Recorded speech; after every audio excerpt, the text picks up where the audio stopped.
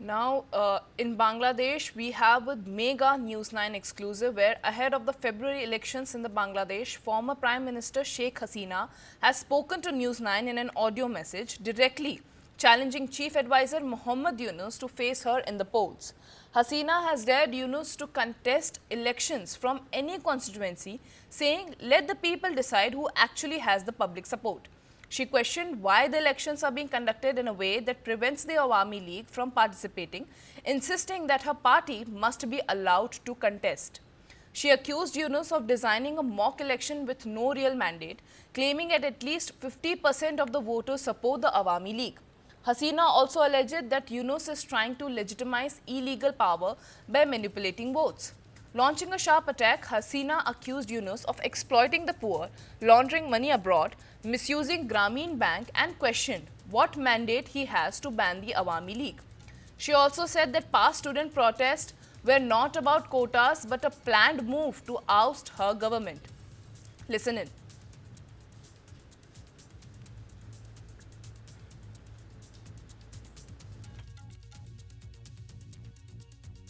আমি ইউনূসকে আহ্বান করি, আসেন না আমার সাথে নির্বাচন করেন, যে কোনো কনস্টিটুয়েন্সিতে আসেন, দেখি কে জিতে, কাকে জনগণ ভোট দেয়। আজকে নির্বাচন দিয়েছে, কেন আওয়ামী লীগ নির্বাচন করতে পারবে না? কেন আওয়ামী লীগে ভোট দিতে পারবে না? অবশ্যই আওয়ামী লীগকে নির্বাচন করতে দিতে হবে। আমরা নির্বাচন করতে চাই।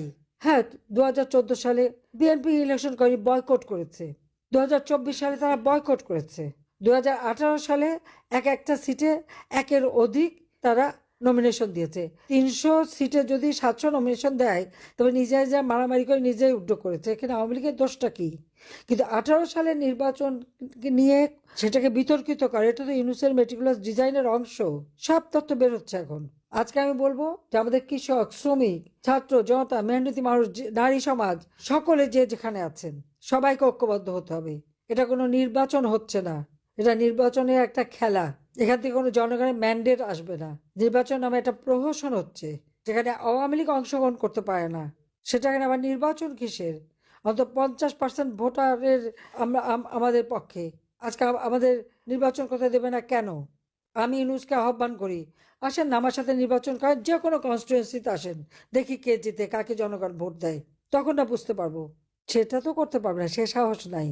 কারণ রক্ত চোষা আর কেউ ভোট দেবে না, জানে তা ভালো করে। গরিবের রক্ত চুষে খেয়েছে তো, আর টাকা পাচার করে বিদেশের সম্পদের পাহাড় করেছে, বাংলাদেশে কোনোদিন 1 টাকাও বিনিয়োগ করেনি, তো তার আবার কে ভোট দেবে? সেই জন্যই তো ভোট চুরি করে ক্ষমতা আসতে চাচ্ছে, এখন ক্ষমতা ডাকাতি করে। আমি ইউনূসকে আহ্বান, আসেন না আমার সাথে নির্বাচন করেন, যে কোনো কনস্টিটুয়েন্সিতে আসেন, দেখি কে জিতে, কাকে জনগণ ভোট দেয়।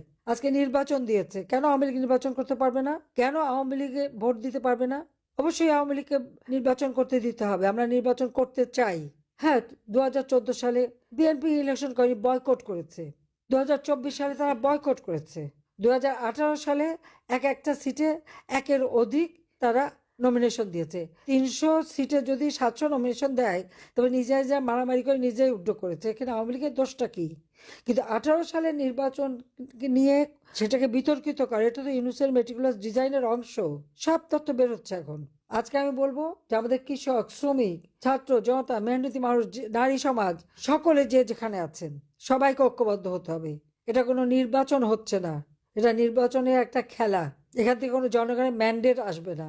নির্বাচন নামে একটা প্রহসন হচ্ছে, যেখানে আওয়ামী লীগ অংশগ্রহণ করতে পারে না। সেটাখানে আবার নির্বাচন কিসের? অন্তত 50% ভোটারের আমরা আমাদের পক্ষে। আজকে আমাদের নির্বাচন করতে দেবে না কেন? আমি ইউনূসকে আহ্বান করি, আসেন না আমার সাথে নির্বাচন করেন, যে কোনো কনস্টিটুয়েন্সিতে আসেন, দেখি কে জিতে, কাকে জনগণ ভোট দেয়। তখন না বুঝতে পারবো। সেটা তো করতে পারবে না, সে সাহস নাই। কারণ রক্ত চোষা আর কেউ ভোট দেবে না, জানে তা ভালো করে। গরিবের রক্ত চুষে খেয়েছে তো, আর টাকা পাচার করে বিদেশের সম্পদের পাহাড় করেছে, বাংলাদেশে কোনোদিন 1 টাকাও বিনিয়োগ করেনি, তো তার আবার কে ভোট দেবে? সেই জন্যই তো ভোট চুরি করে ক্ষমতা আসতে চাচ্ছে।